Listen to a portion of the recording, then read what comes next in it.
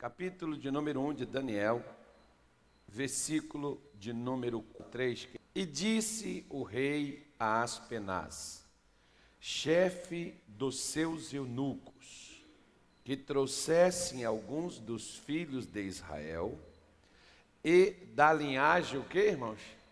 Real, e dos nobres, jovens, em quem não houvessem defeito algum, formosos de aparência e instruídos em toda a sabedoria, e sábios em ciência, e entendidos no conhecimento, e que tivessem habilidade para viver no palácio do rei, a fim de que fossem ensinados nas letras e na língua dos caldeus.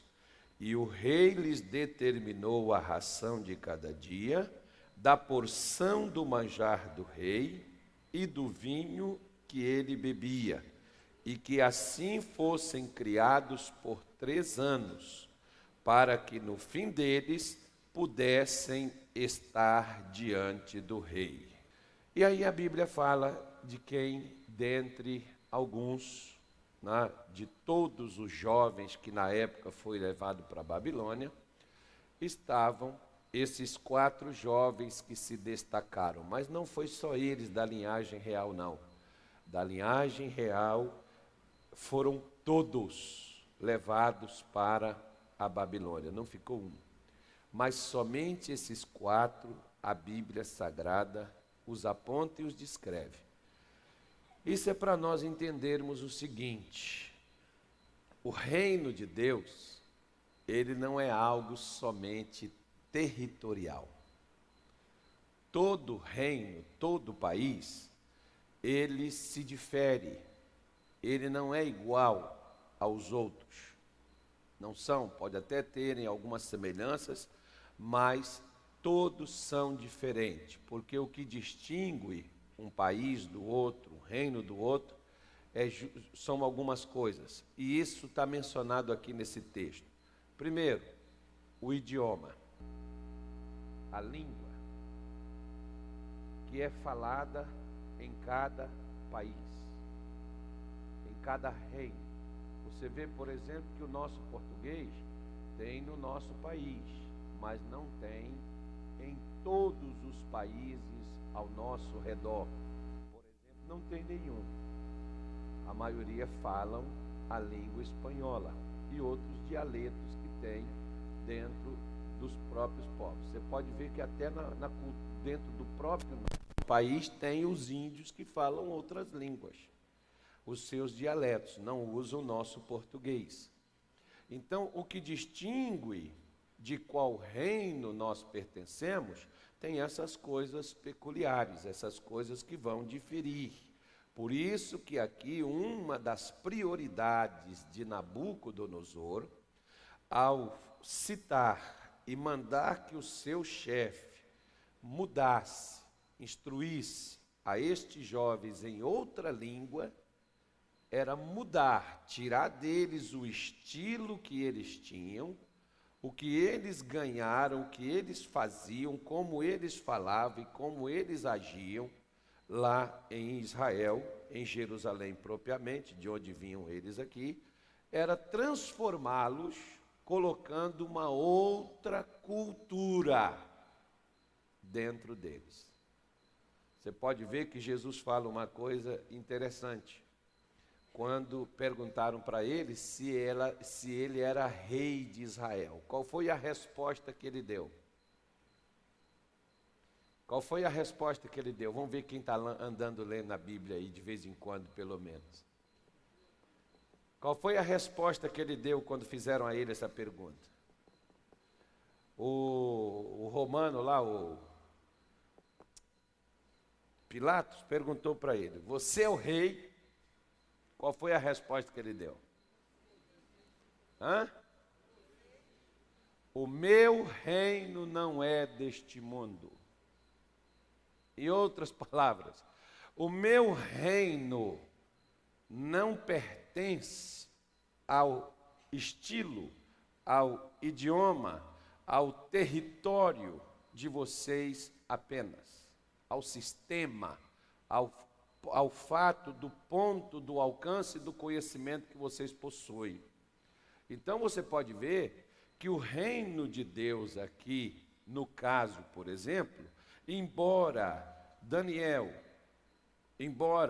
os seus amigos, o Ananias, o Misael e o Azarias, não estavam no território de Israel, porque o que vai diferir um reino do outro, além do seu idioma, de sua cultura, vai ser o território, porque ele é demarcado.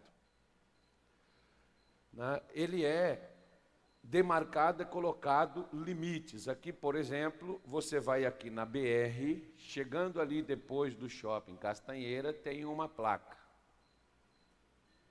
O que essa placa diz? Divisão de municípios entre Belém e Ananindeua. Terminou Belém, começa Ananindeua.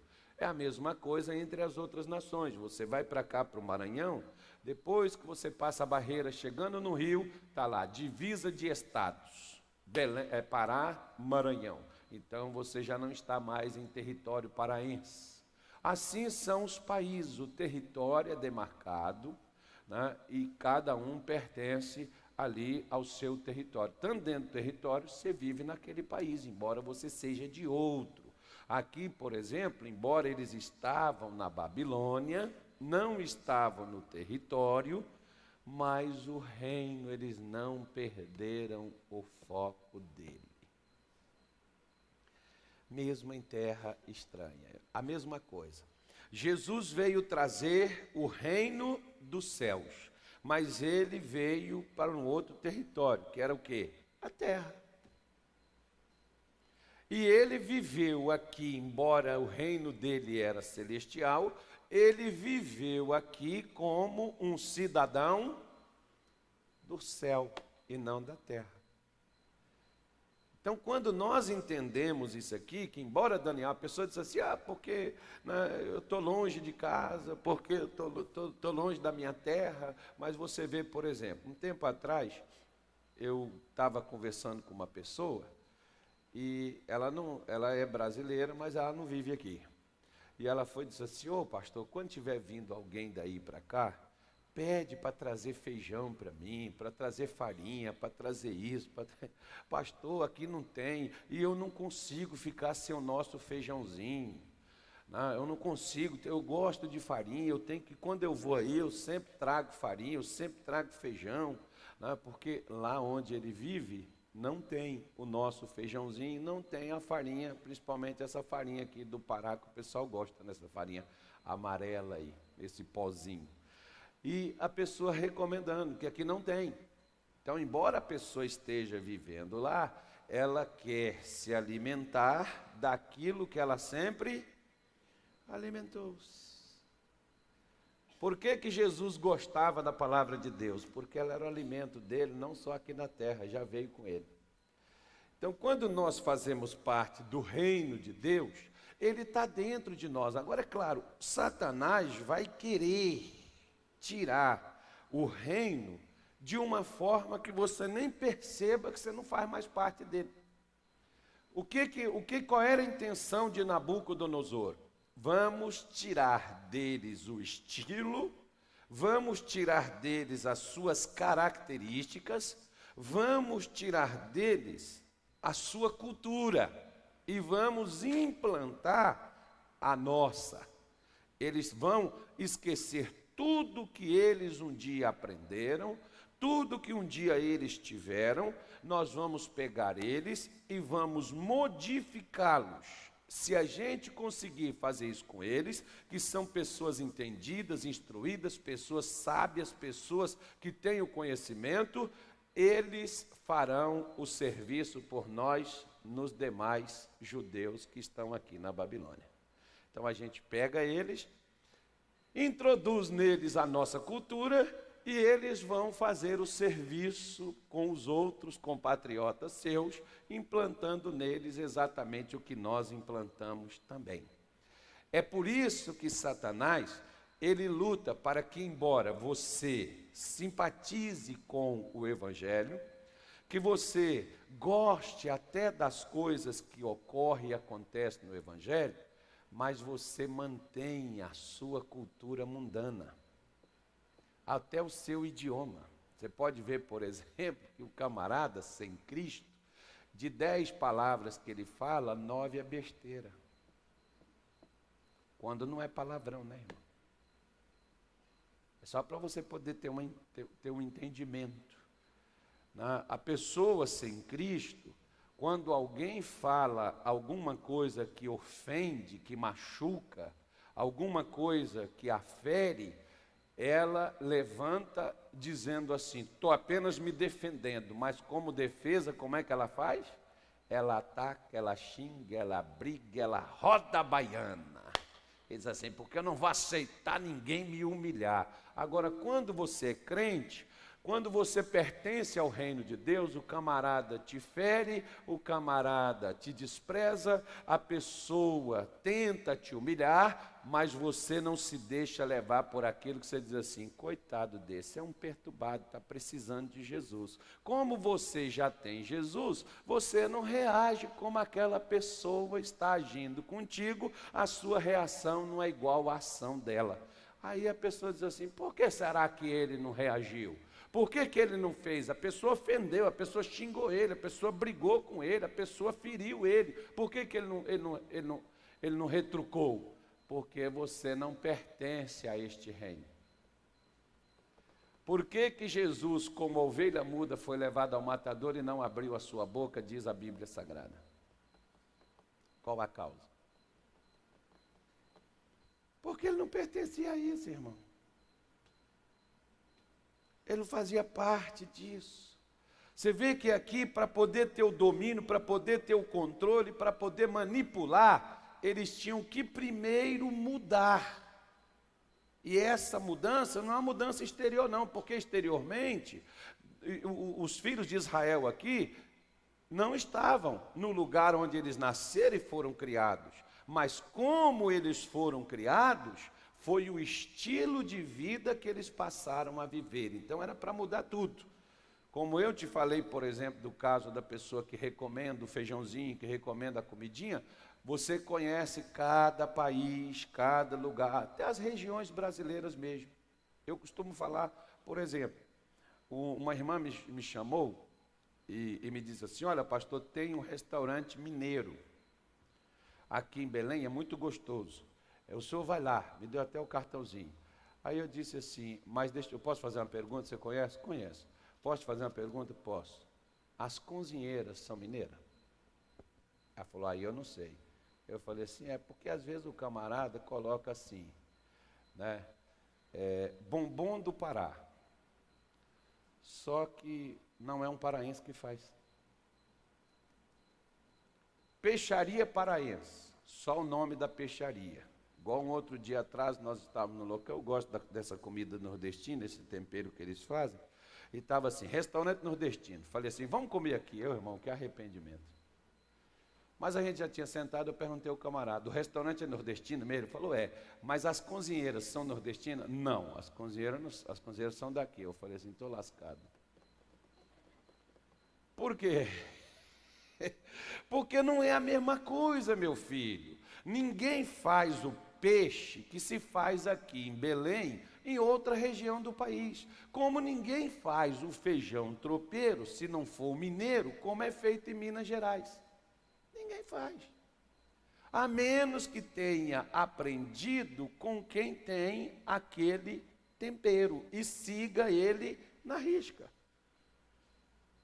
Por que que ele muda aqui e coloca e faz a proposta de mudar até a comida? Porque Nabucodonosor sabia que estes jovens tinham recebido instrução, eles tinham conhecimento de quê?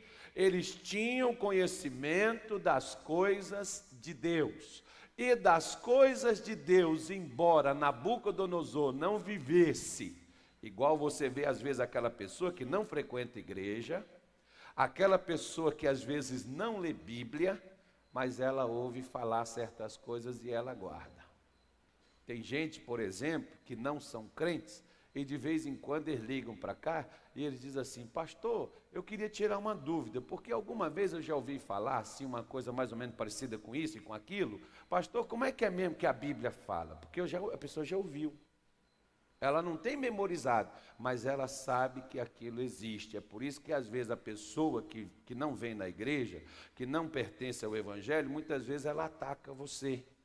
Por quê? Porque ela te diz assim: mas a Bíblia não diz isso? Se a Bíblia diz isso, por que você está fazendo isso aí?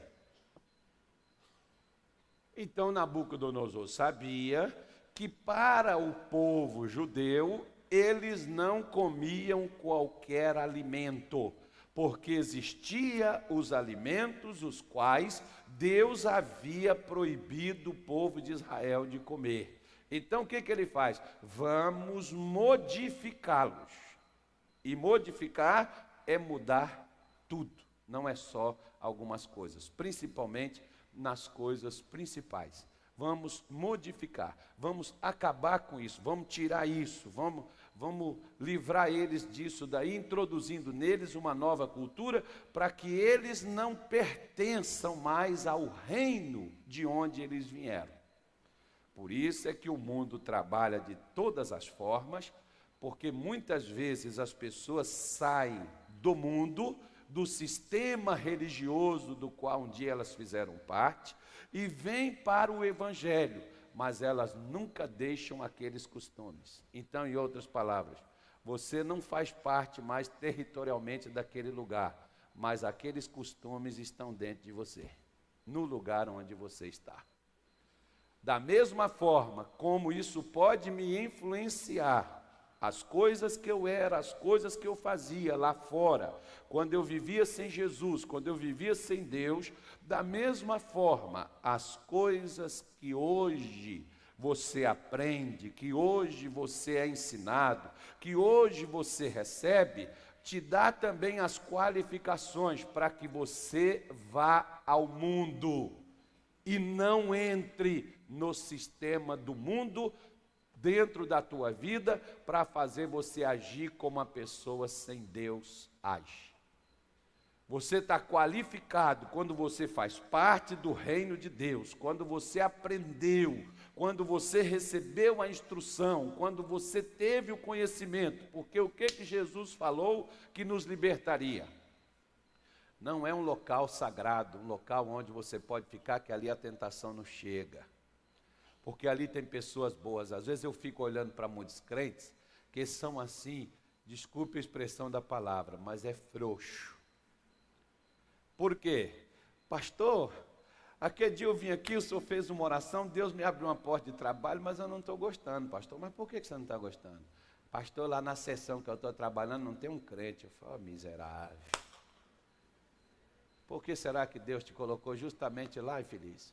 Ah, não, pastor, porque aquele povo lá é tudo do mundo, é tudo. Que lugar melhor para você poder estar? Por quê? Porque você vai ser luz naquele lugar, você vai ganhar aquelas pessoas para Deus. Ah, não, pastor, eu queria um lugar onde tivesse só irmão. E a pior indignação, que às vezes vai para um lugar que tem só irmão, daqui a pouco está prostituindo, daqui a pouco está fazendo fofoca, e é só irmão. Isso me dá, um tique-tique nervoso de ouvir certas situações como esta. Como aqui, por exemplo, o povo de Deus não estava resumido nos que foram para a Babilônia. Se não me falha a memória, foram 1000 e poucas pessoas na primeira leva e depois foram levando o restante. Não foi só 4. Mas por que só os 4 são mencionados?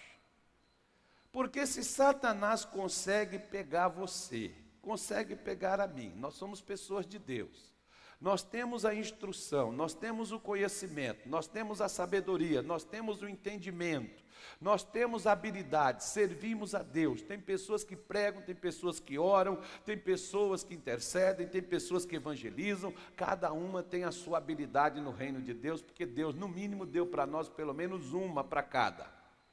E você serve a Deus. Agora, o que o diabo vem? Ele vem de uma forma para fazer com que você esqueça o que te foi dado, modifique você e você, ao invés de servir quem você servia, você passa a servir Satanás dentro do reino. Onde é que a modificação ocorreu? Aqui, ó.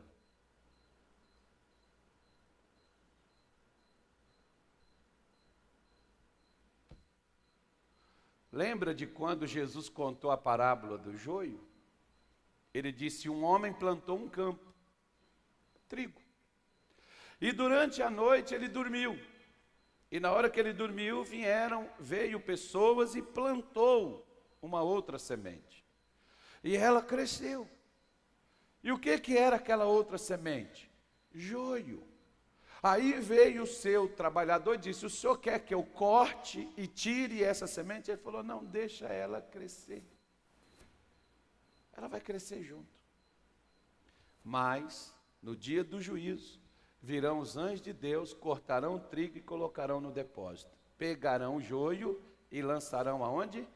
No fogo. Agora, o que o joio é? Ele é parecido, mas não é igual. Então, o que isso nos faz entender? Paulo diz: nem todos que estão em Israel são israelitas. Quer dizer, nem todos os israelitas que foram para a Babilônia ficaram como israelitas. Nem todos que estão hoje na igreja evangélica vivem como o evangélico deveria viver.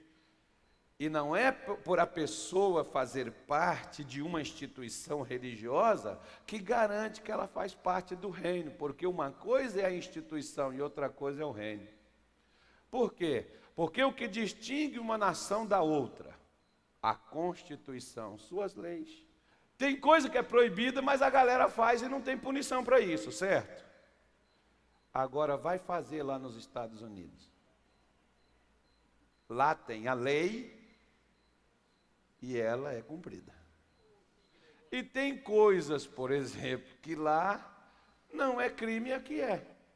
Embora também as pessoas não sejam punidas, mas não deixa de ser o crime. Então, quando nós fazemos parte do reino de Deus, nós temos que conhecer o quê? As leis. Nós temos que conhecer a Constituição. Você pode ver, por exemplo, que tem pessoas, eu não vou fazer essa pergunta aqui, porque o Espírito Santo não envergonha ninguém. Mas, aqui dentro da igreja, eu duvido, nós temos aqui 500 e poucas pessoas mais ou menos, mas eu duvido que 10 pessoas aqui tenham a Constituição brasileira em casa e leia e veja. Eu duvido. Para você poder ter uma ideia. Nós estamos no nosso país. Por que o senhor quer falar isso? Porque, olha, a Constituição do Reino de Deus, ela está aqui, ó. Eu estou falando da Constituição do país, que no meio de 500 pessoas, mais ou menos, vamos colocar aqui, nós temos um pouquinho mais do que isso, mas 10 pessoas, eu afirmo, não vou perguntar, mas eu afirmo que 10 pessoas aqui saibam de algumas coisas que a Constituição brasileira garante e exige isso.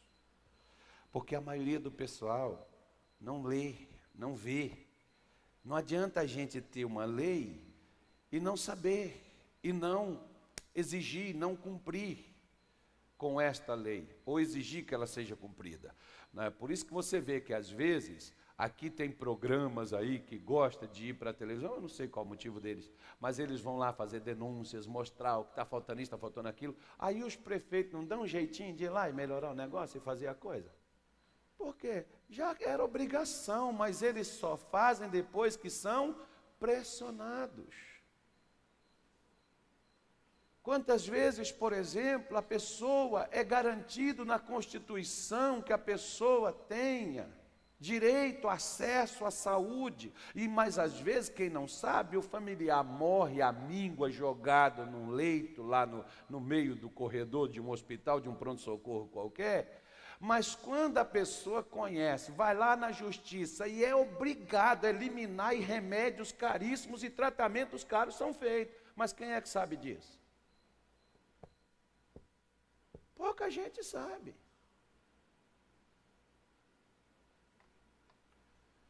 Quando só para você ter uma ideia, eu saí daqui, cheguei lá em Minas Gerais, meu pai, ele tinha plano de saúde, meu irmão pagava para ele, mas meu pai estava lá no corredor do hospital. Eu cheguei lá, eu só dei 2 telefonemas, juntamente com uma outra cunhada minha, que chegou e tinha também um pouquinho mais de conhecimento. Nós só demos 2 telefonemas, na hora apareceu o UTI para o meu pai. Os meus irmãos estavam lá com ele há 3 dias no corredor. Mas não sabe. É a mesma coisa, quantos crentes têm a Constituição, aliás, tem uns que têm elas, mais ou menos assim, quer ver? Olha, em 1992, quando eu comecei a frequentar a igreja evangélica, que foi a Igreja da Graça lá em Minas Gerais, eu orava e eu precisava ser curado, irmão. Minha mulher, coitada, minha mulher vivia pedindo quase para me colocar a vela na mão dela acesa. Eu vou morrer, eu vou morrer. Não morre nada. Eu vou morrer e você vai casar com outro. Eu falei, mas você não vai estar vendo, pô. Eu ficava brincando com ela, embora eu não... Né? Eu estou muito mal. E realmente ela tinha um problema sério. Aí o que ocorreu? E quando eu fui e comecei a participar das reuniões, receber orações, eu precisava o quê? Ser curado. Mas olha o cara que queria ser curado. Nem um exemplar das Escrituras eu tinha em casa. Mas queria ser curado. Como hoje as pessoas vêm na igreja, elas querem as coisas, mas às vezes passa a semana inteira nem lê a Bíblia. Mas tem tempo para ver televisão, tem tempo para ler o jornal, tem tempo para ver um filme, mas não tem tempo para ver os seus direitos, para ver as garantias, as orientações. Daniel recebeu. Quando Daniel recebeu essas orientações e veio o chefe dos eunucos e falou, olha, vocês vão ter que comer da nossa comida. Daniel falou, não, meu senhor, nós não podemos fazer isso. Mas por que você não pode? O rei mandou. Eu sei que o rei mandou. Nós vamos comer, mas não a comida de vocês. Nós vamos fazer a nossa comida, nós só queremos que você dê para nós as verduras e os legumes, nós nem queremos a carne. Não, mas vocês vão ficar desnutridos, vocês vão passar mal. Não vamos não. É melhor a gente comer só legumes, só verduras, e ter Deus nos abençoando e a gente permaneça com Ele, do que a gente comer a carne, perder o favor divino, perder a graça de Deus, e aí, na hora que a gente precisar dEle, como é que Ele vai fazer? Ele não vai poder salvar a gente. Por quê? Porque nós saímos fora da sua lei. Tem crente que ele não analisa as coisas de Deus, ele faz o que quer, vive como quer, anda como quer, mas na hora que ele precisa do milagre, ele ora, ele clama, ele jejua, ele pede, e Deus diz, como é que eu vou te ouvir? Você despreza minhas orientações, você despreza as minhas leis, as minhas garantias, as instruções que eu te dou, você não segue, como é que eu vou te livrar agora?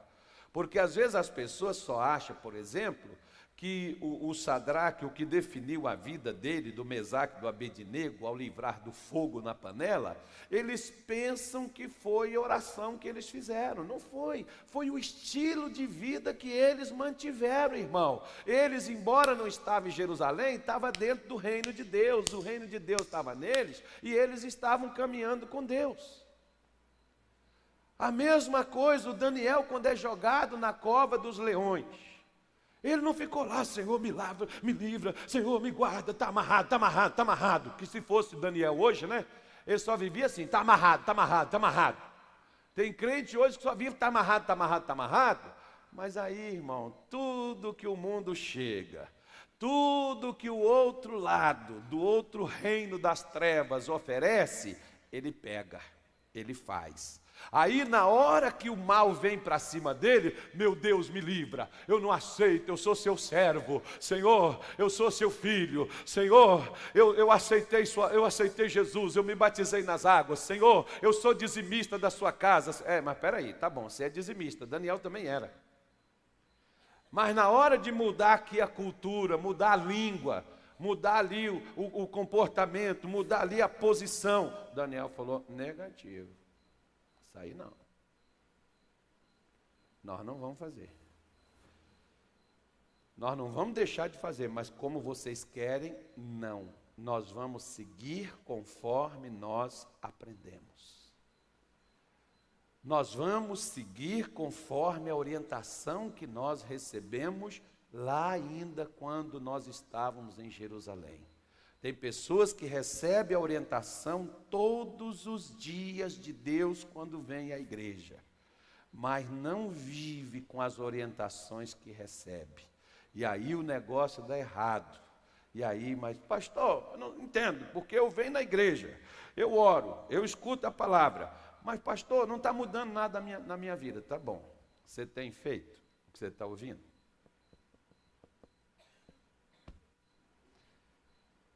Porque assim como eu te disse, Daniel não pediu Deus para livrar ele dos leões. Sadraque, Mesaque e Abednego não pediu para livrar da fornalha. Por quê? Porque quem já anda nos ensinamentos que Deus dá, ele não precisa pedir a Deus, porque o próprio Deus se apressa em cumprir o que ele prometeu. Você vê quando Jesus disse em João 8,32, conhecereis o quê? A verdade. O que a verdade faz com a gente? Ela liberta. Ele diz que a oração vai libertar a gente? Ele diz que é um óleo, uma coisa, sei lá, qualquer situação nesse sentido, na nossa cabeça que vai dar a gente o livramento. O que ele falou que vai dar? O conhecimento. O que você conhece e você aplica. Porque não adianta, é igual, por exemplo, nosso país tem a lei, às vezes ela só não é aplicada. O que conhece e aplica, funciona. Se é direito, se é um fato e você vive, então isso distingue você de qualquer pessoa. Outro dia atrás eu estava com a minha família aqui no Mangal das Garças e tinha um estrangeiro lá. Como é que a gente sabe?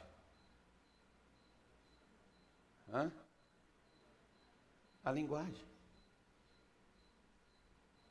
Por duas coisas. Primeiro, por ele não falar a nossa língua. E segunda coisa, por ele ser estúpido. Que eles acham que eles vêm aqui comer da nossa comida, eles vêm aqui ficar na nossa terra, e eles acham que eles são superiores a nós. Eles pensam isso. Você pode ver, por exemplo, que desprezam, né, a maioria, não são todos, mas esses que são, né, que não têm o conhecimento, não têm a sabedoria, são arrogantes, são estúpidos, porque se sentem melhores. Eles se sentem país de primeiro mundo, nós somos um país de terceiro mundo, nós somos lá, mas basicamente, por exemplo, como é que o Brasil é conhecido lá fora? O Brasil não é conhecido lá fora por causa da comida. Por causa da honestidade. Você sabe como é que o Brasil é conhecido lá fora? Duas coisas. Uma bola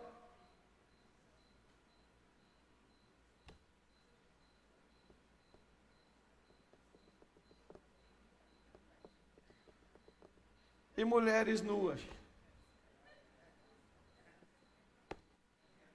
É o país da prostituição. É o país do lugar onde os garotos, desde que começam a crescer, não estudam.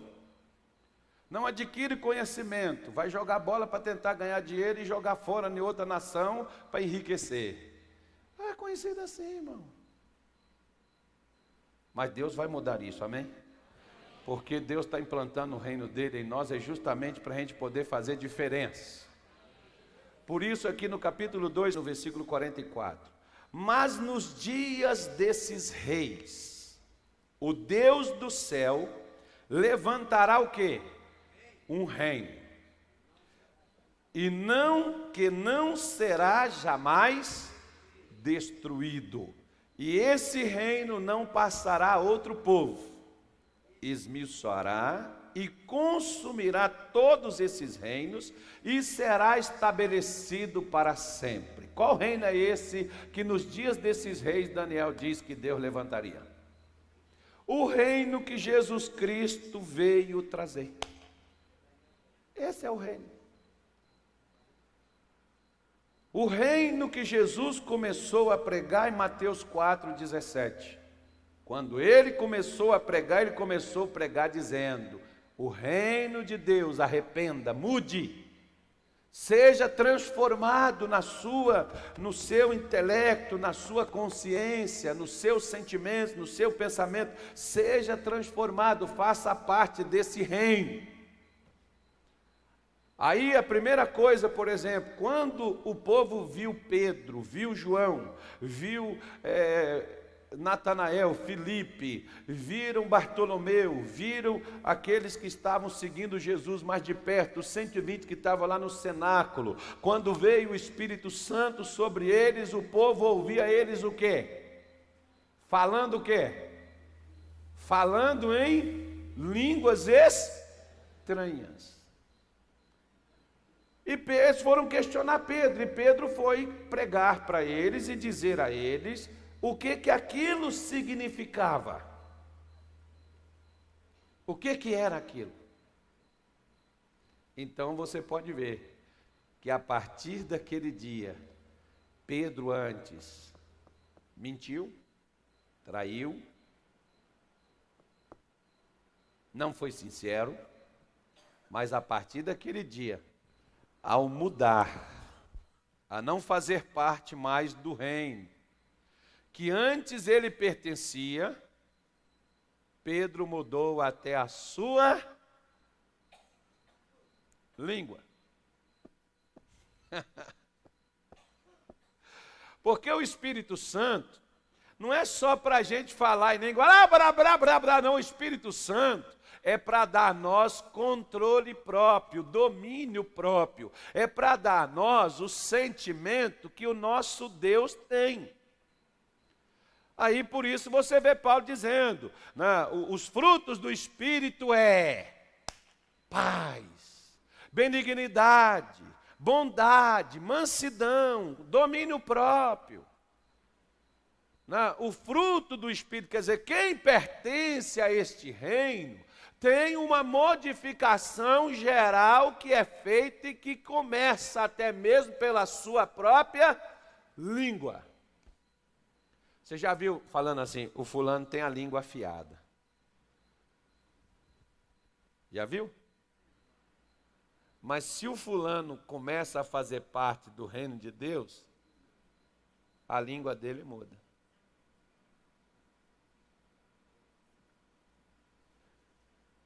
Porque aquelas coisas que até então você falava, você não fala mais. Por quê? Porque você passa a fazer parte desse reino.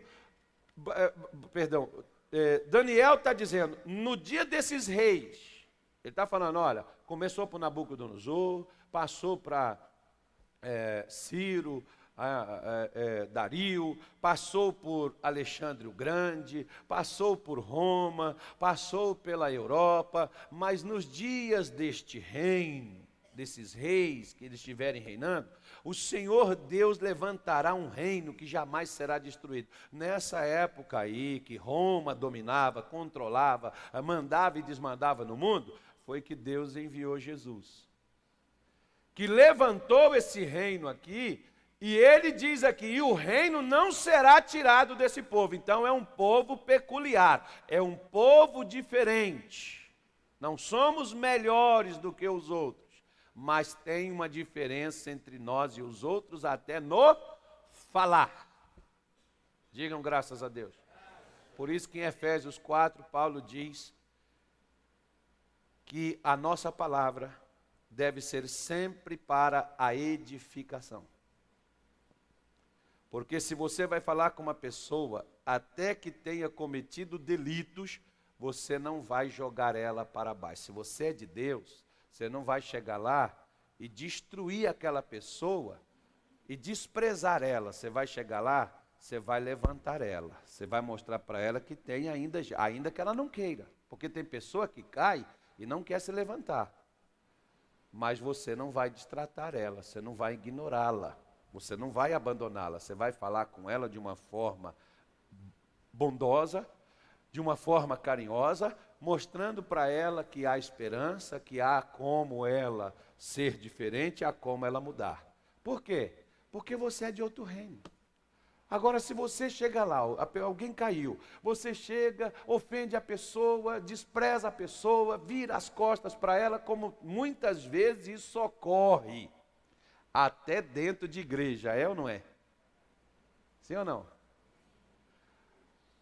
Uma vez, por exemplo, nós tivemos um pastor aqui, ele caiu feio, foi lá no, abraçou com Satanás e com Beelzebul. Aí eu afastei ele do ministério. Ele ficou chateado, ficou aborrecido, ficou magoado, foi embora.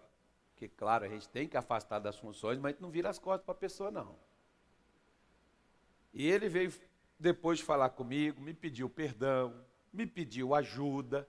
E eu comecei a ajudá-lo. E aí,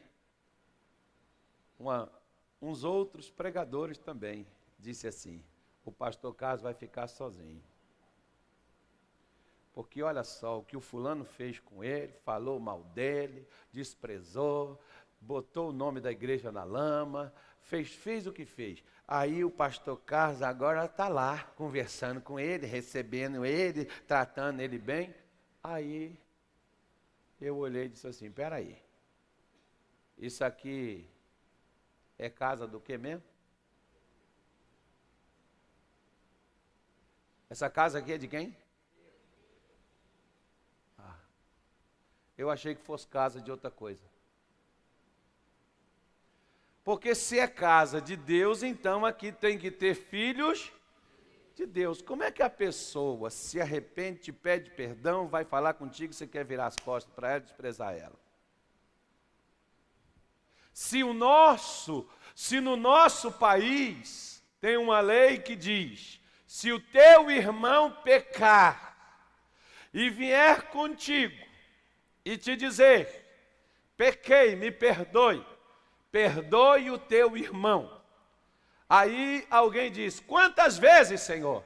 Ele diz: 70 vezes 7, que quem já perdoar sim, já aprendeu que perdão passa a ser uma coisa natural e que você vai precisar muito disso se você quiser ter irmão. Ninguém falou nada, né, irmão? Não entenderam não, né? Se você quiser ter gente com você, você tem que aprender a perdoar. Senão você não fica com ninguém. Tem pessoa que diz: pastor, eu não tenho amigo, eu não tenho ninguém, eu não confio em ninguém. Por quê? Porque você não perdoa os erros que as pessoas fazem com você. Agora lembre-se, por que eu tenho que perdoar? Qual é o maior motivo para mim perdoar alguém, irmão? Hã? Não é isso não. Não. É que a gente colhe o que a gente planta. E eu não sou perfeito, eu também erro. Lembre-se disso. E tem gente que diz assim: pastor, poxa, minha mãe não me perdoa. Tá bom, e quando a sua mãe errava contigo, tu perdoava? Mais ou menos isso aí. Mateus capítulo 6. Não andeis, pois, o quê? Inquietos ou ansiosos, dizendo: que comeremos, ou que beberemos, ou com que nos vestiremos? Porque todas essas coisas os gentios procuram. De certo, vosso Pai Celestial bem sabe que necessitais de todas elas. Diga, graças a Deus. Você viu o que Deus fez depois para Adão e para Eva?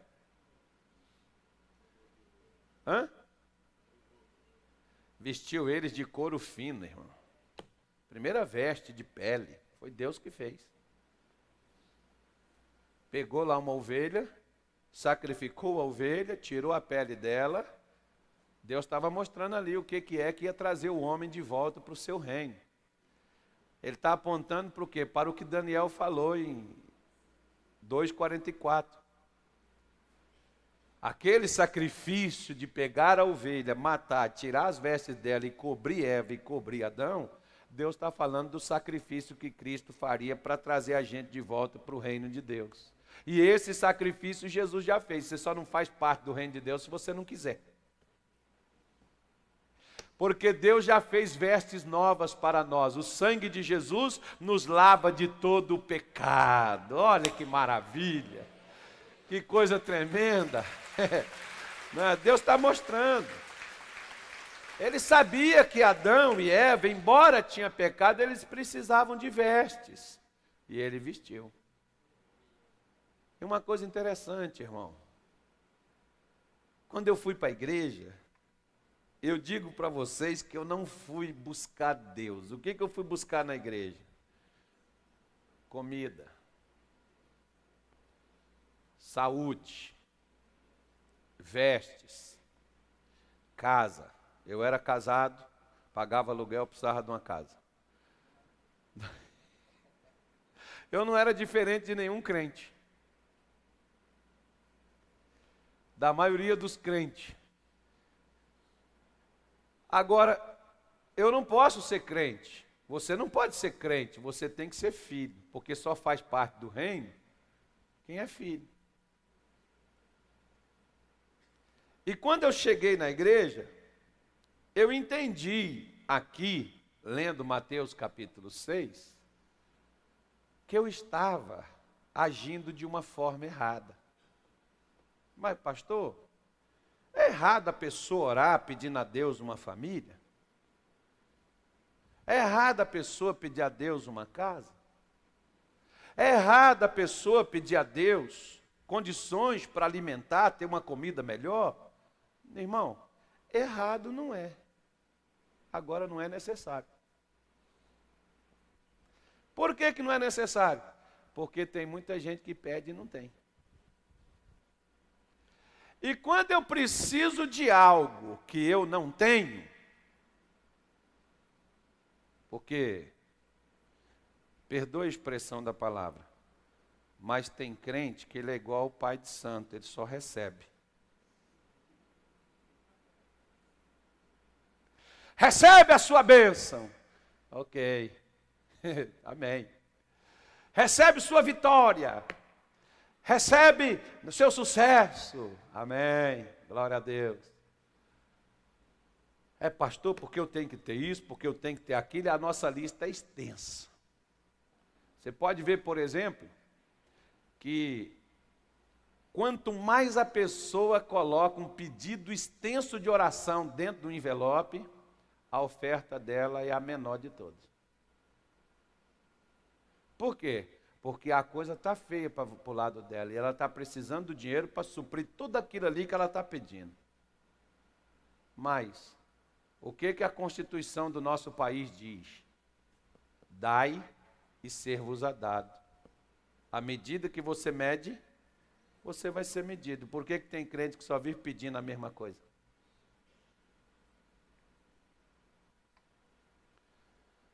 O que Jesus está aqui falando em Mateus, lá em cima ele faz uma comparação com os passarinhos. Ele diz assim, veja os pássaros, eles não plantam, eles não ceifam, eles não ajuntam em celeiros, contanto vosso Pai os alimenta. Não valeis vós mais do que muitos pássaros? Porque a coroa da criação divina, que é maravilhosa, né? Os animais, os pássaros, às vezes você para, você admira, quando você vai, por exemplo, como chama aqui, o museu, né? Você vai lá, você fica olhando aqueles bichos, você fica olhando aquelas coisas. Quando você vai no zoológico, que aqui no Pará não tem zoológico, é no museu que o pessoal coloca. Você vai lá no zoológico, você vê aqueles animais, se admira, como ele é lindo, como ele é bonito. Quando passa na televisão, você fica vendo aquilo ali, nossa, que ave linda, que animal bonito. Você fica ali admirando, mas a coroa da criação de Deus não é isso, é o homem. E Jesus está dizendo, se Deus alimenta o pássaro que não planta, que não colhe, que não tem lugar para depositar, Ele alimenta o pássaro todos os dias. Nós não vemos pássaro morrendo de fome, mas nós vemos gente morrendo de fome todo dia. É que as televisões não mostram, que não vale a pena. Nós vemos gente passando fome. Basta você ir nas periferias de Belém, você vai ver. Gente na rua pedindo comida. As pessoas estão passando fome. E por que elas passam fome? Ah, pastor, porque elas não vão para a igreja, elas não fazem uma campanha, elas não fazem uma corrente. Não, irmão, é porque elas estão no reino errado. Por quê? Porque Jesus está dizendo assim, no meu reino, a comida já está garantida, você não precisa se preocupar.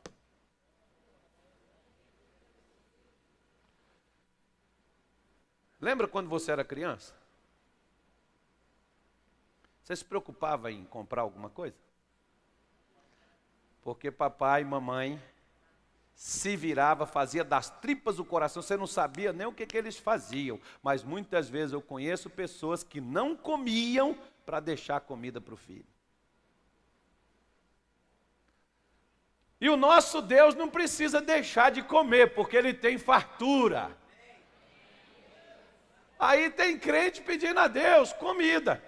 E Jesus está dizendo, você não precisa pedir. No nosso país, por exemplo, a nossa presidente há um tempo atrás, não estou aqui criticando ela, estou falando uma realidade, que eu fiquei com vergonha. E eu disse, Jesus, a igreja evangélica tem que fazer uma coisa a mais por esse país. Porque a gente está falhando com esse negócio. A culpa não é nem dela não, a culpa é nossa.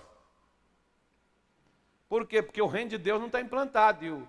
E ela virou e disse assim, porque, olha, o seu fulano de tal, no tempo do governo FHC, eram acho que cinco, não me lembro a quantidade, acho que 1 milhão e alguma coisa de pessoas que recebiam como é que chama esse negócio aí? A Bolsa Família, isso, a Bolsa Família. Era 1 milhão e poucos de pessoas. E no tempo do governo Lula passou para 5 milhões. E no segundo ano, não sei quantos milhões. E agora no meu governo, 52 milhões de brasileiros estão recebendo a Bolsa Família. E ela falou assim, sabe, com a boca assim, tão entusiasmada. E eu falei, Jesus, nós estamos ferrados. É que as pessoas não prestam atenção no que os outros falam. Porque se ela dissesse assim, nos tempos do FHC, tinha 5 milhões de pessoas que recebiam Bolsa Família. Nos tempos do governo Lula, 10 milhões de pessoas. Mas no meu governo, só tem 100 mil pessoas que ainda não se acertaram, porque tem prosperado a nação e o povo tem aprendido a gerar seus próprios recursos. Nós criamos meio e nós estamos eliminando a fome, porque as pessoas têm a própria fonte. Aí eu aplaudiria ela, eu ficaria muito feliz. Mas quando era de 52 milhões, santo Deus, irmão, é muita miséria. Para as pessoas dependerem do governo, dependerem da gente para poder viver. E Jesus está dizendo assim, no meu reino, você não precisa se preocupar com comida. No meu reino, você não precisa se preocupar com o que você vai beber. No meu reino, você não precisa se preocupar com o que você vai vestir. Tem crente, por exemplo, irmã, deixa eu falar contigo. Pastor, não sei nem o que eu vou vestir no casamento da minha prima. Pode ficar tranquila, Deus vai até te dar de presente o vestido. Por quê? Porque nós temos um Deus que cuida da gente, irmão. A minha mulher de vez em quando chega para mim e diz assim, olha, nós temos que comprar roupa para o Jonas. Jonas é o garotão que está aqui. Por quê? Porque as roupas dele estão estragadas, está assim, está assado, nós temos que comprar. Ele não chegou para ela, mãe, está faltando roupa. Ela já vê. Ela observa. Deus está nos observando e Deus sabe de tudo que nós precisamos. E o que a Bíblia diz? Quem é que procura essas coisas? Os gentios, os pagãos. O povo que não conhece ao Deus da Bíblia. O povo que não conhece o Deus do céu. Esse povo procura estas coisas. E eles têm necessidade destas coisas. Mas o povo de Deus não precisa procurar isso. Por quê? Porque o Pai sabe que você necessita de todas essas coisas, que você está aqui na terra, que você precisa comer, que você precisa vestir, que você precisa viajar, que você precisa ter um passeio. O Pai sabe, Ele gosta de satisfazer a gente com as nossas necessidades. O prazer dele é nos suprir. Agora, qual é o nosso prazer? Porque o versículo seguinte ele diz assim, ó. Olha o que ele diz que a gente precisa. Finalmente, irmãos, vos rogamos e exortamos no Senhor Jesus que, assim como recebestes de nós, de que maneira convém andar e agradar a Deus, assim andai. Para que eu devo andar? Para que continueis a progredir cada vez mais. Diga graças a Deus. No reino, ele tem que progredir. Um país, ele tem que progredir. Você vê, por exemplo, o nosso país, irmão, é tão grande, tão rico. E não há, na nossa bandeira está assim, ordem e está faltando só a ordem, porque o progresso é capaz. Como a desordem está generalizada, não há progresso. Mas se colocar ordem, o progresso vem. Você vê até na nossa bandeira diz progresso, crescimento, expansão. E Deus quer que a gente, se você chegou arrebentado, doente, lascado, na miséria, se você chegou destruído, arruinado, perturbado, a partir do momento que você começa a andar de acordo com o que você aprendeu na palavra de Deus, quando você começa a andar, põe o versículo de volta aí, meu filho. Quando você começa a andar, o que vai fazer? Você vai progredir. Se a sua vida, pastor, meu casamento piorou depois que eu vim para a igreja. Não, seu casamento não piorou, você não está andando com Deus. Por quê? Porque se você andar com Deus, você vai progredir. Seu marido vai lhe respeitar, sua mulher vai lhe tratar bem, vai te dar carinho, vai te receber, vai te perdoar, vai acreditar em você novamente, vai ficar do teu lado, seus filhos vão mudar, seus negócios vão crescer, você vai prosperar. Por isso que Paulo está dizendo, irmãos, eu quero fazer uma exortação. Exortar é chamar a atenção. O que é, Paulo? O que é que a gente tem que fazer? Você quer crescer, você quer viver bem, você quer ter paz, você quer ser curado? Quero. Então é o seguinte. Como é que você recebeu de nós? Porque tem gente, eu estava conversando ontem com a minha esposa, tem gente que eles recebem, eles só não conservam. Aquilo que você recebe, você tem que conservar. Uma vez um mecânico, ele trocou uma correia do meu carro, do motor, e ele olhou e falou assim, poxa, pastor, essa correia está, apesar da quilometragem, mas ela está boa, pastor. Joga essa correia fora não, guarda ela. Eu falei, mas para que eu vou guardar isso, fulano? Ele virou para mim e disse assim, quem guarda o que não presta, sempre tem o que precisa. Falei, bom, já que você está me dizendo, eu vou ouvir você. Irmão, não era ele que estava falando comigo. Embora ele usou uma comparação, né, meio estranha. Mas eu guardei a correia. Eu viajei 240 quilômetros distante da cidade que eu estava. O que aconteceu com a correia novinha que eu troquei? Quebrou. como eu carrego no meu carro chave e como eu fico observando eles mexerem, eu falei, eu mesmo vou trocar. Eu peguei a correia, fui lá, troquei e fui-me embora. Fui lá e voltei. Viajei quase 600 quilômetros e voltei 1.200 quilômetros com a correia antiga, quando a novinha arrebentou. Então, aquilo que você recebe, guarde.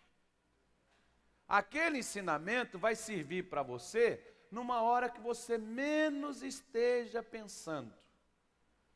Quer dizer, o que Daniel aprendeu, ele guardou na Babilônia. Quando ele precisou da proteção do leão, Deus disse assim, assim como tu guardastes a minha palavra, como diz lá em Apocalipse, assim como tu guardastes a minha palavra, eu também te guardarei da tribulação, do sofrimento, da dor, da derrota, da desgraça que virá sobre este mundo, mas tu não serás atingido. 1.000 cairão à tua direita, 10.000 à tua esquerda, mas você será poupado. Por quê? Porque você guardou o que eu lhe dei. Quando a gente guarda o que Deus nos dá, a gente agrada a Ele. Porque o que Daniel fez? Agradou a Deus lá na Babilônia. Ele não agradou o rei, ele agradou a Deus. Quem você tem agradado? Jeremias 27:5 diz que se nós agradamos a Deus, Ele fez o céu, Ele fez o mundo com o seu braço estendido. E Ele dá, sabe para quem? Para quem o agrada. O que é que agrada a Deus? É a gente andar no que Ele nos ensina. O que é que... Quem aqui é pai? Levante a mão. Quem é pai? O que é que te agrada nos seus filhos? Quando eles te obedecem. Se seu filho te obedece, meu irmão, é a maior felicidade do pai, é o filho obediente. Porque o filho obediente só traz alegria para os pais.